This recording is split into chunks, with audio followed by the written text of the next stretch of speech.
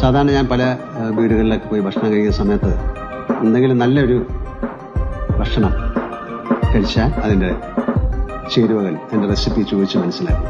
പിന്നീട് എപ്പോഴെങ്കിലും എനിക്ക് ഉണ്ടാക്കി കഴിക്കാനും മറ്റുള്ളവർക്ക് ഉണ്ടാക്കി കൊടുക്കാനും. ഭക്ഷണം അങ്ങനെയാണല്ലോ, നമ്മൾ തനിച്ച് കഴിച്ച് രസിക്കാൻ വേണ്ടിയിട്ടില്ല, മറ്റുള്ളവരും കഴിക്കുമ്പോൾ ആ രസവും കൂടെ നമുക്ക് കിട്ടും.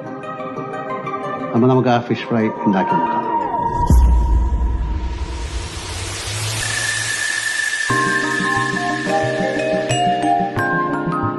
മീൻ റെഡി.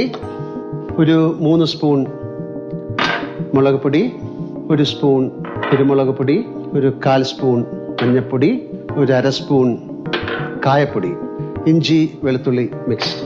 ഓപ്ഷനാണ്, വേണമെങ്കിൽ.